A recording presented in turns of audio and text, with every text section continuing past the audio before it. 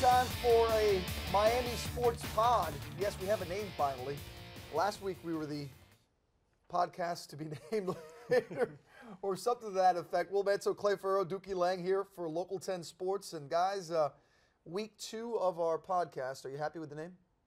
I think it's better to have a name. It was like, I had a son 6 months ago, and we went back and forth on first names, middle names. There was a lot of debate, but when we finally pulled the trigger, finally named the kid, we had a name. Well, we have a name now. Miami Sports Pod it is, Clay. So I'm happy. I feel okay. I'm glad we've got one. I really liked where there's a Will, there's a Clay. I did too. Our boss wasn't as excited about it, but that'll be like the sub name to it, where there's a Will, there's a Clay. I like that. And there's also a Dookie Lang, and there's also a topic of conversation today. You know, last week we talked a lot about the Heat. For those that didn't listen in, we're going to try to focus on some different things locally. Last week it was easy to talk about the Heat. They were in the middle of a long winning streak. By the way, the Heat are still playing well, having that crazy win that they got the other night to finish it off in Charlotte. But when you look right now at what we're going to talk about, this particular Miami Sports Pod is going to be called 3 South Florida Stars. How much longer will they be here? Wow, wait, Dookie Lang, Will Manso, and me? You're including we're gonna 3 break stars? Let me tell you something. If this were Star Trek, if we beamed up, guess which one of us would be the one who would be in jeopardy? It wouldn't be the two whose pictures are on the sports pod. Breaking news, this might be your last one, so make it good. But here's what we're going to do. I feel that way. We're going to talk about these 3 stars, and the 3 stars we're going to discuss are Hassan Whiteside, Jarvis Landry, and Christian Yelich. Now, they may not be superstars nationally. They may not be in that upper echelon. But in South Florida, when it comes down to it, you look at the Heat, Goran Dragic is obviously a special player, but Hassan is the highest paid. When you look at the Dolphins, Ryan Tannehill was hurt this year. Who's the guy you look at? Yeah, Ndamukong Suh, Cam Wake, but Jarvis Landry kind of is that heart and soul. And when you look at the Marlins, what's left of them is Christian Yelich. So these are 3 guys, though, Clay, that their futures all kind of came into question this week for different reasons. Let's go one by one why, and then we can discuss further about what their future looks like. Let's start with Hassan Whiteside. No one on the Heat is talking about trading Hassan or moving Hassan or whether he's part of the future. But the fact is, he doesn't play much in fourth quarters and his closes, and I think that opens the eyes to a lot of people wondering, is he really a core piece for the Miami Heat, or will they move him if they have the opportunity? Well, I think as with anything else, it depends on the offer. And if we get to a point near the trade deadline where someone calls up Pat Riley and says, all right, I want to deal you a star, or Pat Riley is looking around and there is a star available, and whoever they happen to talk to says, all right, but we want Hassan Whiteside in return, then yes, I think he could ultimately get dealt. They're not going to deal him just for the sake of dealing him. Mm-hmm. So there is still a lot of value with Hassan. But he's not one of those players that you're going to look at and say, all right, he is absolutely untradeable. And I think that's why people are talking about him. Especially when he doesn't play in those key moments, and they won 9-11 entering this new week. They're playing good basketball. They're the 4th seed in the East. But then that leads me to this, Dookie, is, okay, so if he is a guy that you could question whether he is part of the finishes, part of the core, like you just said, Clay, he gets, if you get an offer for him, if you're a true superstar and a true core player for a franchise, you're not listening to offers because that is the person that you're building around with other guys. If we are to believe what Clay's saying, which, by the way, Clay, I agree with you, well, then the Heat must not think Hassan is truly that core piece long term, right? Because you wouldn't trade him if you thought he was. I think back to when the Heat signed Hassan to his $98 million contract. And I'm not talking about his $98 million a lot. I'm just talking about how Heat fans were feeling at the time. And the thought was, oh my goodness, Dwayne Wade is going to leave. We have to keep someone. Someone needs to be a core player who can be here for the Miami Heat, who they can build around. It's very hard now, fast forward to today, where you see Hassan in a win at Charlotte playing 0.2 seconds of the fourth quarter. 0.2. He put his hands up on an inbound pass, and having games where he doesn't play the final 17 minutes to ask, is this someone who you're going to build around for the playoffs? Is this someone who you're going to build around for the future? I mean, when he's out there, and Will, you talk about this a lot, you watch these games very closely, how teams go small against the Heat. So when the Heat go small, Hassan becomes a liability because you have 5 players who can shoot, and here's Hassan who's out on the wing and he gets blown by and he can't play out there. But my question is if you think Hassan is a core piece on the other end, if there's a disadvantage on the defensive end with Hassan, that's true. why is he not a monster? If the other team is playing 5 small players, why is Hassan, who's supposed to be this dominant big man, if he's going to be a core piece, why is he not destroying them on the other end? Save that thought. Save that thought because we're going to talk Hassan and more specifics. I want to get to the 3 guys that we're talking about and just to set it up. But that's a good thought. And John Crotty, who we talk about all the time, John is the guy that I do these Heat shows with, and John is the guy I defer to when it comes to knowledge on that stuff. He makes the same point you do as far as like what the advantage and disadvantage and how you use it. Okay, so we'll get back to Hassan in a moment. Number 2, Jarvis Landry. Jarvis Landry has said all the right things, Clay. He has done all the right things. He's gone out there and he's played, like I said, kind of the heart and soul of the Miami Dolphins through good, bad, and ugly. And unfortunately, there's been more bad and ugly in his years. But this week, his agent came out, spoke to the Miami Herald, let it be known, basically throwing Ryan Tannehill under the bus or Jay Cutler under the bus or whoever the quarterbacks of the Miami Dolphins are under the bus, saying, well, he is, my client, a number 1 receiver like a Julio Jones, like an Antonio Brown. But, minus having the guy like Matt Ryan or Ben Roethlisberger throwing the football your way. It's a direct shot at Dolphins quarterbacks, even though he then said, oh, I'm not taking a shot at Dolphins quarterbacks.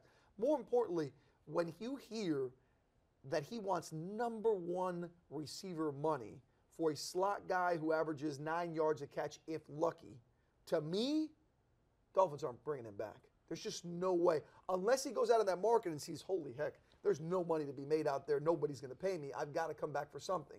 And I can't imagine the Dolphins are going to franchise him at $16 million. No, I almost look at this point as if he comes back to the Dolphins, it is going to be because he goes out there and does not get number 1 money elsewhere.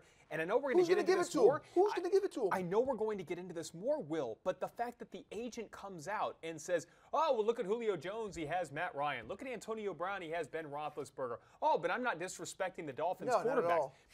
Right now, do you know what Jarvis Landry's ultimate leverage is? It is the Dolphins because they are the most likely team out there to give him the money that he wants. Absolutely. And all of a sudden, you've just crushed the leverage that he would have had going out to other teams. Why make them mad? What's the point? What's the advantage? None.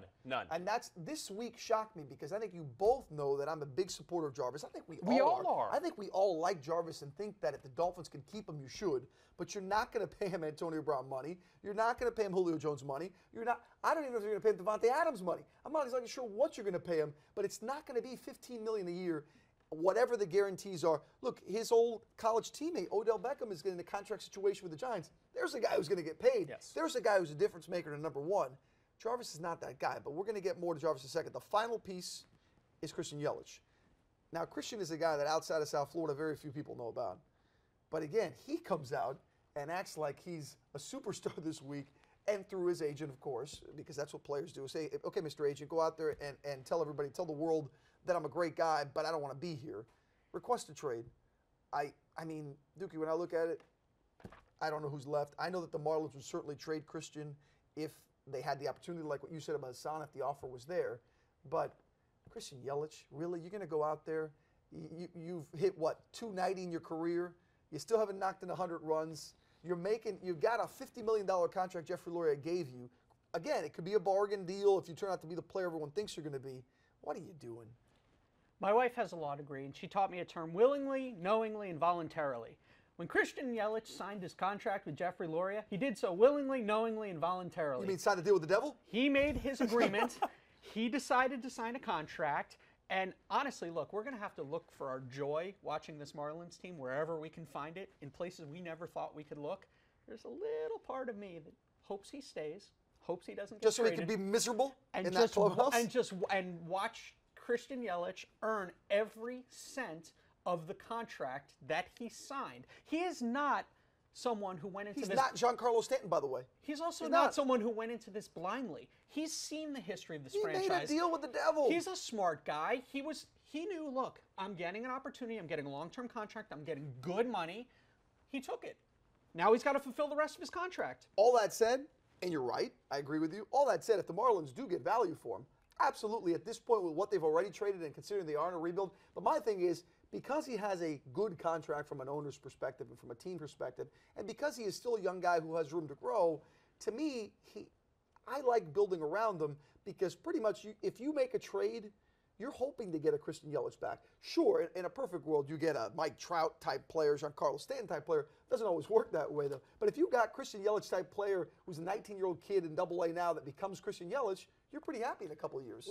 The funny thing about all this, you say he's not Giancarlo Stanton, and he's not. I would bet you if they trade Christian Yelich, they get more in return for Yelich than they would for Giancarlo because of the money. Contract, absolutely. And the no trade clause. And this goes back to the fact that Yelich, because of the contract that he willingly, voluntarily, and knowingly signed, there was risk on both sides for that. If you're the Marlins, you have him under team control back before he signed it. You had him under team control for a number of years. So you're giving him the money saying, we expect you to outperform at 23 years old, 24 years old. In arbitration. Now, the risk that you're running is that either A, he doesn't perform that well, or B, he gets injured. Well, he did outperform it, more so than he would like. Right now, he's a bargain, which is why if they try to put him on the open market, they'd get a lot in return. Last thing I'm going to say about this because I know we're going to move on. His agent also did him no favors from a PR perspective by coming out and saying this because of what you just said. You signed the deal. You're a month from spring training. What is the leverage here? The Marlins can just say, you know what, Christian, screw you. We can trade you at any point. It might be the All-Star break, but you're going to play for us, and you're going to have to go out there and be the face of this franchise for as long as we keep you because we're paying you good money. Could we call this podcast This Week in Bad Agents? Yeah, that's a good point. It feels like, look, I feel like Yelich's agent did him no favors from a PR perspective, and Landry's agent, frankly, I think what Landry's agent did may cost him financially because of the leverage that he took away from the Dolphins if the Dolphins ultimately decide, look, we can't have this in our locker room because of what he said about our quarterbacks. And here's the thing. In Christian Yelich's case, I mean, let's be honest. Why do you have to come out in public to request a trade from the Marlins? They're trying to trade everybody. Yeah. Billy's on the market. They're trying. So you don't see Billy's agent coming out and saying, "Hey, we're trying to get a new mascot." Yeah, they're trying to trade. Look, Jeter's out there with Jimenez having private meetings about getting rid. Trust me, you don't need to come out in public and make your client look like an idiot. Just be quiet, and if they get a good deal, he gets his wish, and he doesn't look like a jerk. Okay, so we'll be back to that in a moment. Now let's start the more in-depth discussion on each, and I want to start with Hassan because again. I want to go back to what Dookie said a little while ago. You bring up the Charlotte game where he played 0.2 of a second, which was basically the inbound pass at the end after the crazy comeback. I come back, though, to the game before where Hassan, who had come off a huge game in a victory, what did he have, 27, 13, and 6 in a win. In Milwaukee. Yes. Huge performance, that first big performance he's had since coming back from injury, like superstar type performance that you see him put together now and then. He then comes back, and you almost have to play him, right, Clay? You almost have to say, okay, Hassan, you got to be there in the fourth in a close game. It doesn't work out so well the next night. Defensively, they get burned in Brooklyn. They have 3 baskets late. Yes, he could have gotten help, but Hassan looked lost defensively. The Nets went small. It burned Spo by staying with Hassan. You fault Hassan, but you fault Spo. It's just a decision you make as a coach. Fast forward now to the next game. Spo says, this ain't happening again. Now, part of it was he needed instant offense, and Kelly O provides that. Olynyk was out there, and he hit 3 big threes early, had 14 in the fourth, saved the Heat in Charlotte. Hassan never came back in, though, when it did get close, because Spo figured, I saw this movie last night. I've seen this movie before. So my question to you, Clay, is why is it that Hassan has to be a closer, right, if instead of just being a core guy who can give you a double-double at certain moments of the game? Do you have to be a closer to be considered a core guy? No, I think you have to be a closer to be considered a superstar. You have to be a closer to be considered untradeable. But he's not, though, right? He's not a superstar. No. Agree on that? He's not even an all-star. Well, but he'd have no all-stars at the moment. But this is going back to how we started this whole thing, which these are 3 guys who are stars in South Florida, but their futures are uncertain because they are not national superstars. And I think if Hassan were someone that could go out there and dominate games at the end of ball games, we wouldn't even be having this discussion. And the reason for this is Hassan, for as great as he can be on the offensive end at times, he is not somebody who will dominate in the post. So if you have that team that's going to the smaller lineup down the stretch, right? Mm-hmm. The risk that you run of that is that opposing team is, okay, yes, we're going to have to pull him out on the outside because we're using our smaller, quicker guy, but we're risking Hassan dominating us underneath. Hassan has not, to this point in his career, dominated that offensive low post game. You're not going to see him with those Hakeem Olajuwon dream shakes. Shaq, where he was so nimble with his feet. You combine that with the strength and power that he would overpower anyone who was small. Hassan is not that type of half-court player to where he doesn't give you enough on the offensive end to justify having him getting beat on the defensive end late in ball games. Yeah, but my thing with Hassan is that when you look at this team, you're right. You can't just say, okay, I can go small, leave Hassan, and force feed it in there. You're right.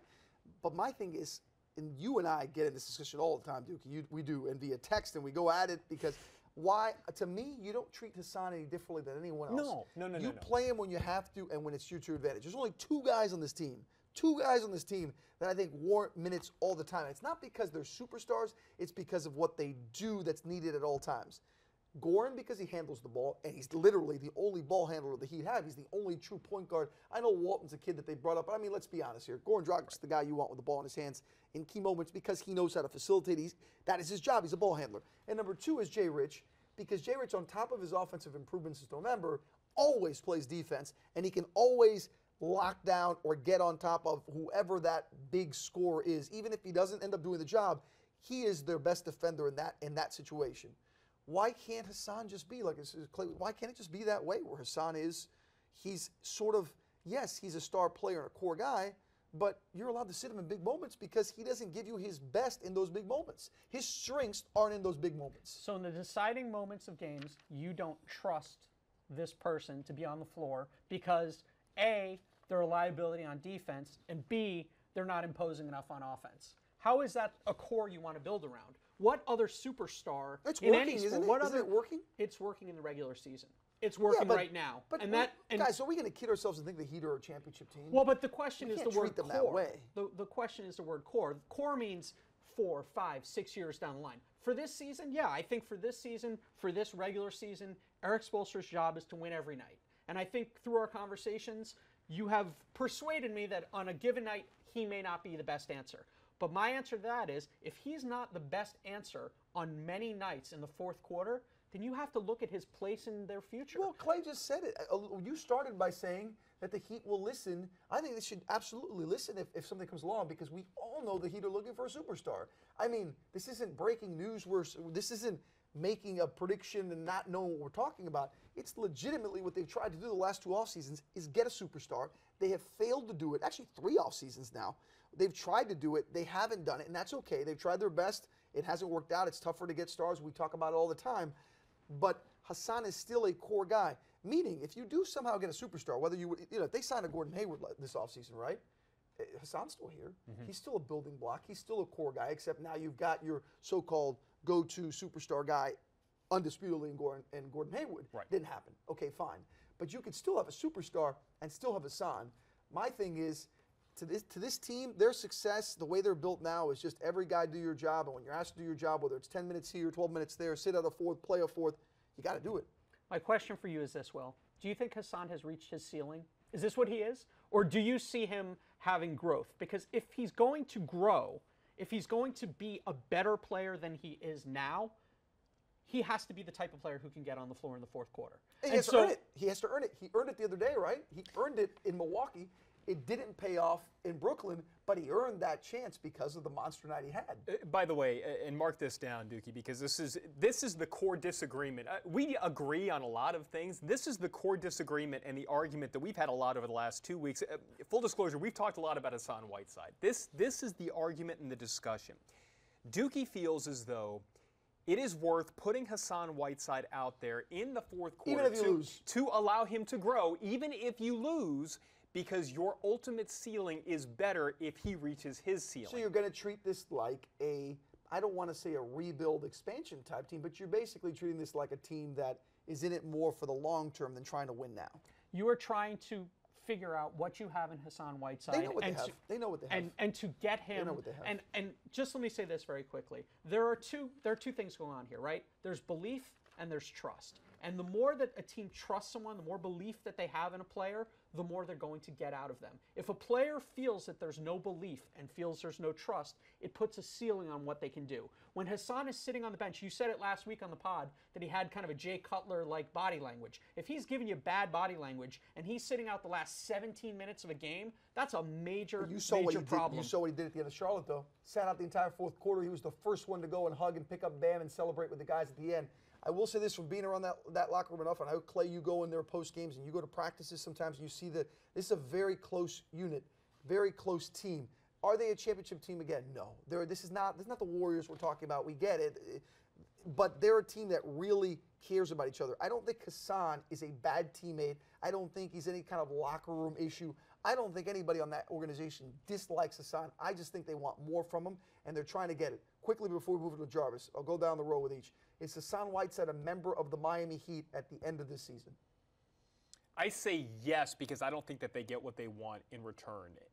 I agree with that. I agree too. So I think for all the discussion that fans and people ask us all the time on Twitter and social media, and every time Hassan has a bad fourth quarter or doesn't play, you and I we're all texting each other like crazy, and fans are tweeting and everybody's screaming. I don't think the Heat are screaming at all. I think the Heat are just trying to help Hassan get better and trying to win games, and they've been doing it well entering this new week, winners of 9 of their last 11. Okay, now we go to Jarvis.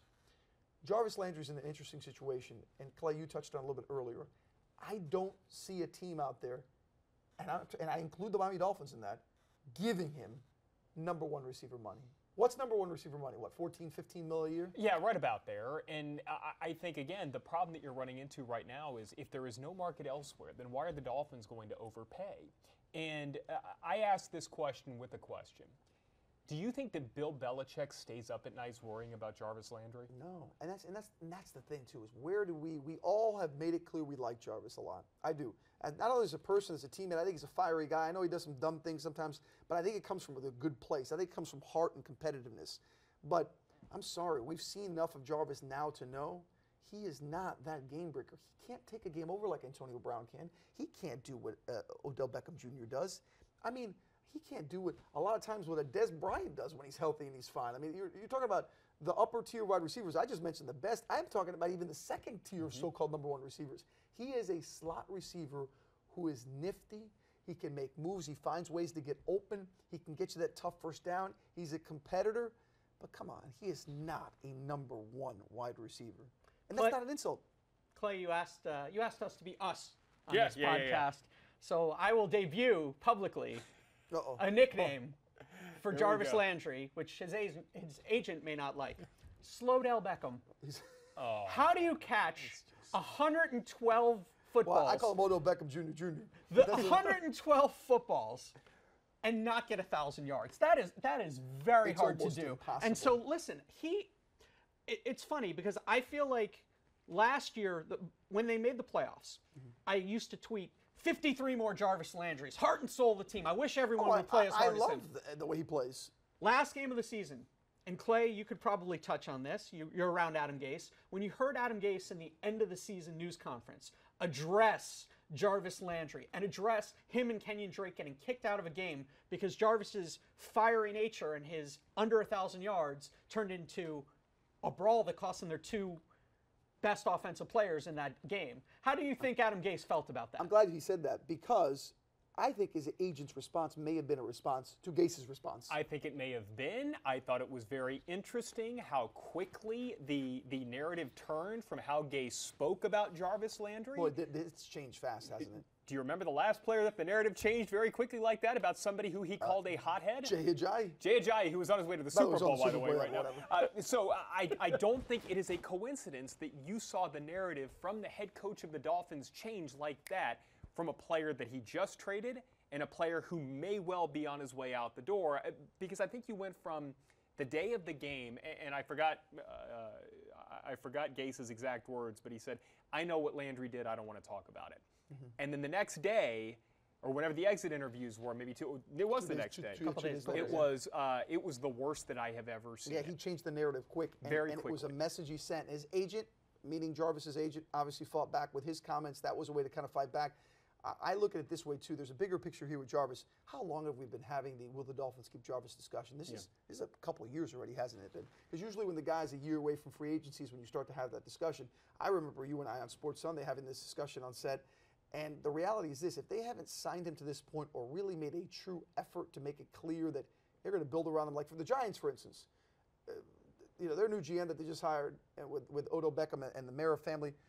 Every time they're asked about Odell Beckham, he's not going anywhere. Right. I mean, Odell Beckham is going nowhere. That's how you treat a superstar receiver. I haven't heard that about Jarvis Landry. I've heard of we'd like to keep him. We love Jarvis. He plays hard. I haven't heard anyone say he's not going anywhere. That's the way you keep a guy. He's not going anywhere. He's our core guy. I mean, he came out, Adam Gase came out and said, Ryan Tannehill, who's coming off major knee surgery and hasn't played in a year, is my quarterback. But he won't say that about Jarvis Landry coming into a free agent year where you could just franchise him and keep him. If he's that important, franchise and keep him and just say he's going to stay one way or the other. Hopefully it's a long-term deal. If not, we're going to keep him.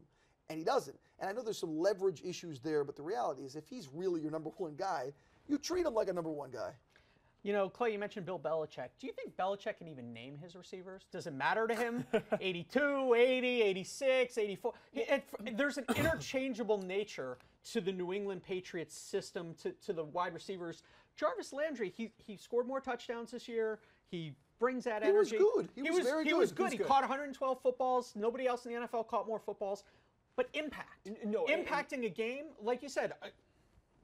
And if Matt Ryan's throwing the ball, or Ben Roethlisberger's throwing the ball, or Tom Brady's throwing the ball, I don't know how he gets more yards per carry. I mean, in Jarvis's case, this is what he is. He's a slot guy who's going to run 5-6 yard routes. If Jarvis runs 15-yard routes, I mean, is he really going to be significantly better? I don't think that's his game. I guess if the offensive line gives the quarterback time, maybe you could find it on the field more. I know there's a trickle-down effect, but I don't see Jarvis as being a game breaker, get you 15, 18 yards a catch. That's not who he is, and that's okay. He's still very good from what he really is. Here's the distinction I want to make, and I think this applies to all three players to some extent. I think a lot of the debate, the discussion, the argument is debate over terms and how we're categorizing these players, right? So when I say that Jarvis Landry doesn't keep Bill Belichick up at night, Jarvis Landry is a very, very good player. He is a great possession receiver. Bill Belichick does not go to Matt Patricia and say, we're going to alter our defense this week to stop him. When they play the New Orleans Saints in a few years, they will say, we will alter our defense to stop Alvin Kamara. When they play the New York Giants, we will alter our defense to stop Odell Beckham. You do that for a number one receiver. You do not do that for Jarvis Landry. Why do we sound like a bunch of men who are saying that the girl has a really nice personality? That's what it is. That's what it is. That's why do I feel that's where we're going? All right, so I asked it for Hassan. I'll ask it for Jarvis. This was probably a little tougher than Hassan, where we all agreed. Is Jarvis Landry in a Miami Dolphins uniform next season? No. Doogie? Well, after calling him slowed out, I hope not.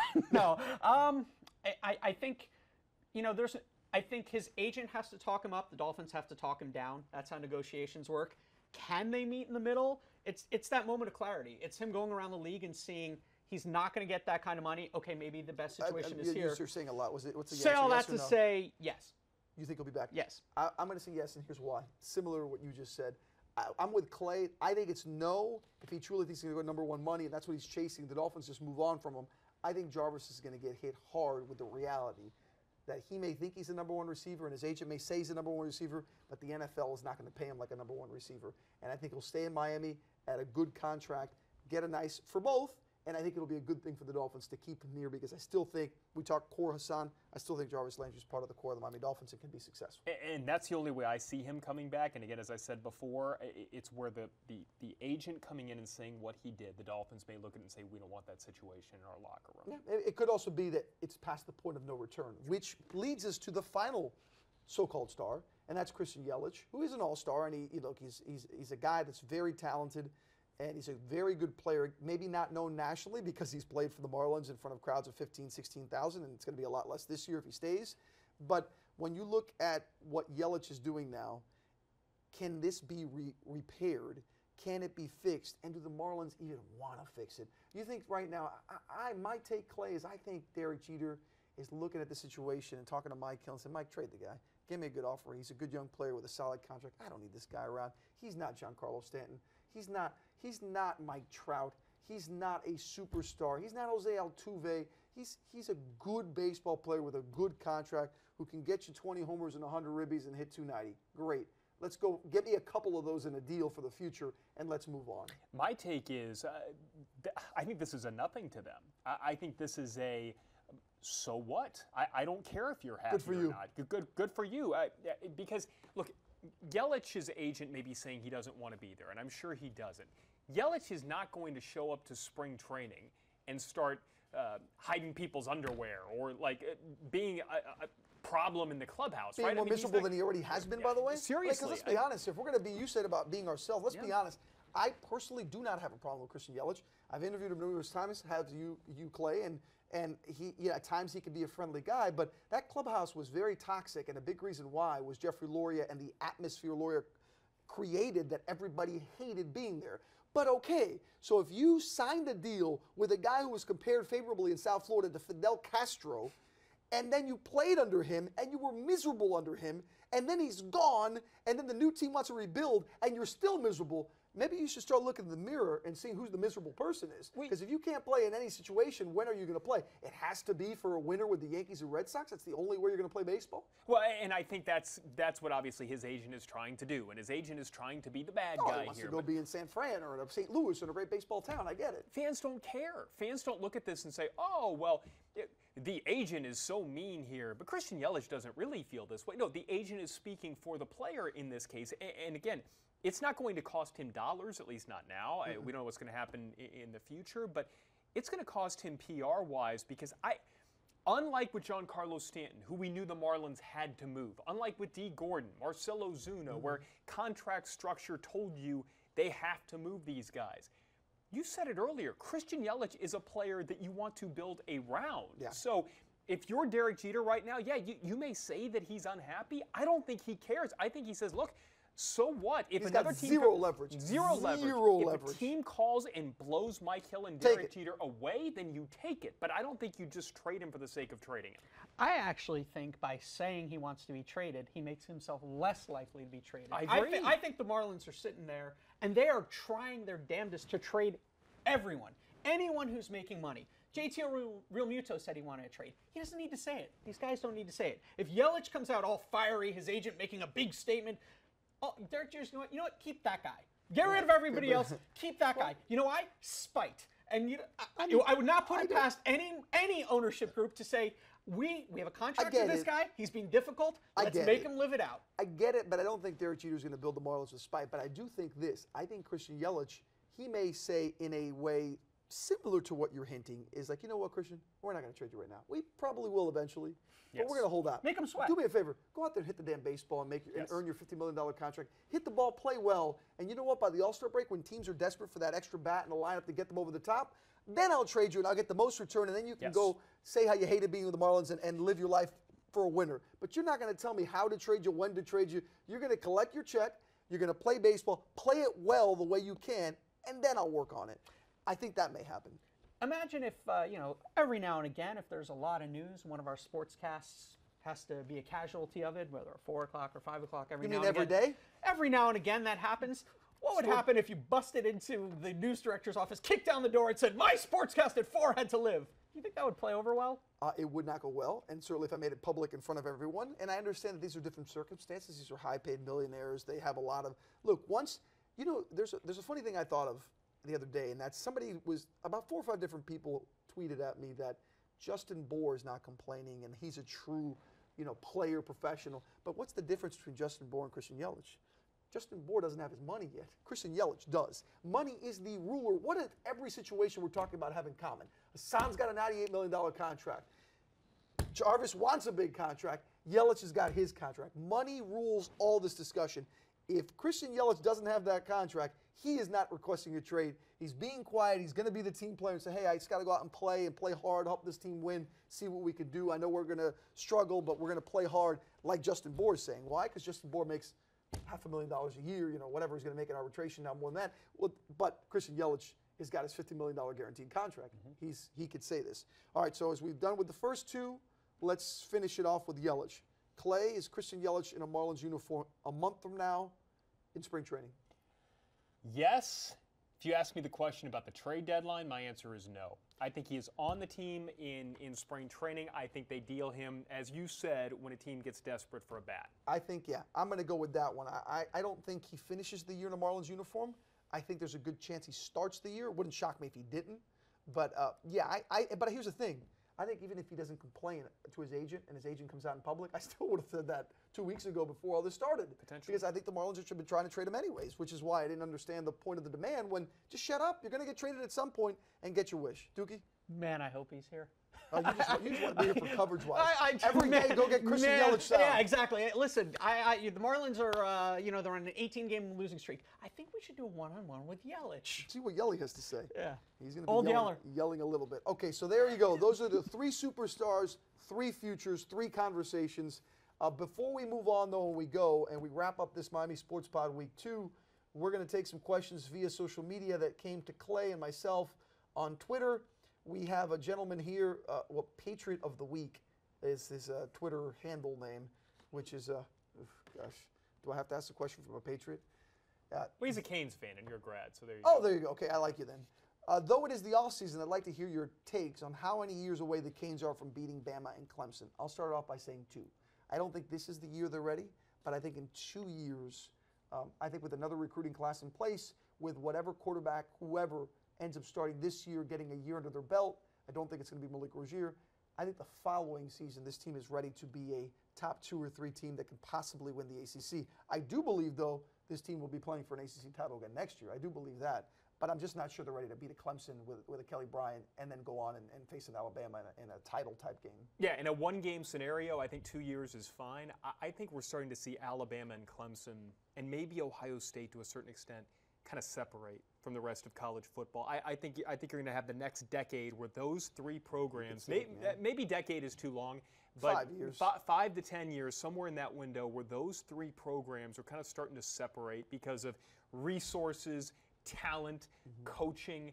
And I think the Canes, though, they will be in 2 to 3 years one of those teams that annually can challenge. They are in the next, and look, they are in the next grouping, I think, Dookie, because if you look at the preseason polls, which mean absolutely nothing because the season is still months away, but most people have the Canes between 7-8 and 10-11, which means they're the second tier after the elite teams, and that's not a bad place to be for a team that a couple years ago still had Al Golden as a head coach. Did you see Nick Saban's helicopter that flew in this week? He's going to get all the St. Thomas kids. He's going to be landing in these choppers. So I think Clay's right, and I actually think his 10 years was probably. It's when Saban's run stops. Just like it's Belichick. The same it's way, like right? When Belichick, yes. when Belichick the Dolphins and Brady are gone, that's when the Dolphins are good again. And and so I think college. When the Warriors are done, the rest of the NBA can get involved. When Belichick's done, the rest of the NFL can have hope. And when Saban's done, college football will have hope. But, you know, the question was how many years away from beating Bama and Clemson? I would say 2 from possibly beating Clemson. I think in a couple of years with the right recruiting, they can maybe beat a Clemson in a title game and an ACC title game. Beating Bama probably closer to 4 or 5. It's going to be a while. One game scenario versus Nick Saban might be gone by Saban then. with 2 weeks to prepare, a little bit different. Eric Camacho via Twitter. Eric's Bulls and Miami Heat have been great over the past 82 games. Which is the greater accomplishment, the second half of last season or the first half of this season? Doogie? Wow, that's interesting. I would kind of have to say this season, just because there was a little bit of the element of surprise. They're not last fooling year. anybody this year. It looks like this is not an accident. Whereas last year, you know, they won a bunch of games kind of late in the season where Deion Waiters is hitting shots against Golden State, and you're seeing these where you might go, well, it's kind of a fluke. Maybe they're playing a little harder. They've been doing it over a long enough stretch where you have to give it more credibility. Last year was unprecedented. It never happened before what they did, so I would say last year was probably more impressive, but I think it is very impressive that now that they don't take anyone by surprise, they're kind of doing the same thing again. I mean, the last month and a half, they have been that 30-11 team. I just mentioned earlier, they'd won 9-11 entering the new week. This is very impressive what they've done. So to answer the question, I would say probably last year. But it's still impressive what they've done this year. Did they make the playoffs last year? No. Bottom line, me baby. I'm Pat Riley. I'm not all warm and fuzzy. This year, they're in the playoff hunt. I'm a lot more impressed with what they're doing this year. For that reason, plus what Dookie said, that it shows that it is now sustained. Yeah, it is. It absolutely. I don't think there's any question. We talked about it last week when we talked about the Heat. 54 wins in 82 games. That is a top 5 NBA team over the course of an entire season. That's not a fluke. That's not a fluke, which leads us to the final question. David Stone via Twitter says, should the Heat stand pat or make a trade at the deadline? I am going to start this off by saying I don't know if they should stand pat, but I think they will because I just don't know what's really out there. You talked earlier about trading Hassan. What are the assets? The Heat don't have draft picks. that are accessible first-round picks, which teams love now, trying to collect picks and get guys for the future. When a team is tanking, you want picks, not players. I don't know what the Heat could realistically give. Could they make a minor fringe deal to maybe get a backup point guard, do something like that? Yeah, there could be. But given that their core is so similar, meaning it's like 7 or 8 guys that are just as important as the other guy throughout the course of the game, I don't know how you select one guy and say, okay, we're going to trade for this. And the reality is, Clay, I mean, if you're going to make a trade, you're probably going to do it for a superstar. How are you going to get a DeMarcus Cousins, if he's even available, or a player of that stature? Damian Lillard, there's been rumors that Portland may look to break up the McCollum-Lillard duo if they struggle, which right now they're like a 7 or 8 seed in the West. How do you get a player like that? Well, and that's where we go back to the distinction between core player and superstar. If you're just rearranging core players, then no, you don't make a deal just for the sake of making a deal, because you've got the chemistry built up with this team, which, by the way, it actually took a few weeks to get it back from last year. I think now they're starting to hit their stride. If a superstar becomes available, one of those so-called untradeable players that just happens to want to force his way, that Riley hates to talk about now, but he certainly mentioned a few years ago. Like a Kyrie Irving? I'm sorry. I mean, that was one, and we discussed this, that I was always of the mindset that if I'm Pat Riley, I would have called the Cavs and said, name your price. I would think that maybe he did behind the scenes, and I think Pat has done it. But the reality is, the problem is the Heat don't have the price that they have their bank account for players and what it means to other teams. Yes. As good as the Heat are as a team, the assets when picked apart aren't that great as far as when you're chasing a superstar, because the NBA is now built around not give me equal money and equal decent players. It's about give me draft picks where I can go out and build a team after I tank and get some young guys. Look, other teams have done it, hasn't worked. Other teams are trying to do it as we speak. Heat don't have those kind of assets. They have the kind of assets that can help a contender. But that contender's not going to give up a superstar. Yeah, so to answer the question, I'm not warm and fuzzy. I trade guys if I can get a superstar in return and potentially build for the future. Otherwise, you stand pat. Do you agree? Buy low, sell high. I think because of the collective nature of the way they're playing, I don't think they're showcasing any of their assets to where they're peak value. I think, for example, if you're going to trade Hassan right now, when he's playing 0.2 seconds in the fourth quarter, you're probably not going to get the type of value that you can. For that reason, because this is a team that's just a team, that's a collective, that's not individual parts. I think, are you going to give up on Justice Winslow now? Would be getting rid of Justice Winslow now be selling high? Yeah, you do Hassan, Jay Rich, Tyler. What are you looking to let these move? assets become what they can become. That is when you make a move. I don't think they have it right now. I think they stand pat. Final thought, too, why I think they stand pat and why I think that's been the plan all along. Again, unless they get blown away, which I just don't see that happening if they can get a Cousins or something, is I think Pat Riley, his home run time to change this team is the offseason. He's tried it, again, 2 or 3 off seasons in a row. It hasn't worked out. I think right now, he's like, okay, I brought this team back. Let's see what they got. So far, what they got is good enough for 4th in the Eastern Conference in the middle of the race. Cleveland's down this year. Toronto's always a question come playoff time. All the other teams behind the Heat are all, they're kind of middle of the pack, they're good, bad. Boston's the only team you look at in the East and say to yourself, okay, that's a good team right there. So if you're the Heat and you say to myself, if I could sneak into the playoffs as a 4 seed and maybe win a round and have a chance at a Boston or Cleveland in the second round, what am I changing up? Right. Let me just give it a shot that way with the roster I have. And then in the offseason, we'll figure out again if we can get the home run and get the superstar. Let me answer one more before we get out of here, because this is something that I've seen a lot of fans asking about, because we've had a number of Miami Hurricanes players that have left early. Nelson Rodriguez on Twitter asks, why do Clemson players return and Miami players leave? And I want to answer that because this is something that you're seeing a lot in college football. In fact, this year, 106 early entrants into the NFL draft. It's a new record. You're seeing more players going early. My feeling is it's because we're having a brand new discussion about head injuries, things like that, so players want to get the money when they can. They're protecting themselves, which I have no problem with, by the way. Skip the bowl games, go and get your money when you can. So to answer Nelson, this is happening everywhere. I think you just look at the Clemson situation as a unique situation as opposed to the Miami situation being bad for Miami. It's just happening everywhere other than Clemson. Let's just say what we're all thinking. They don't want to take a pay cut by going to the NFL. Oh, stop it. Right? Stop it. Come on. That's what we're all thinking. That's what Nelson's getting. That's not what I was thinking. That's what you're thinking. We know it. When you go to a place like a Clemson or Alabama, you go for the college experience. You go for the winning 2 or 3 national championships. When you come to Miami, You come to Miami because you want to be part of that swag and that team, and you want to be in the NFL. It's a big reason why they have about as many NFL players in the last 20 years as anybody. So I think there's a difference about coming the big-time feel of coming to a city like Miami, which, let's face it, isn't a college town. You don't have that college experience. But I do feel that in the end, those small towns are going to have a little bit of an advantage over Miami. Can we get a booing sound effect in here for whenever Dookie makes a point that... Or a bad joke. No, I save those for the emails we get about things later. Listen, let me just tell you something. I will say this. I don't know how long the Miami Sports Pod will continue, but the 2 weeks you were on it were great. Thank you. It was an honor and a privilege. We apologize for the rest, and we look forward to chatting next week. We'll see topics to be determined. Super Bowl is the Eagles and the Patriots, so I probably will be in hibernation somewhere trying to not think about that. And we'll return to the Miami Sports Pod next week. Thanks for listening.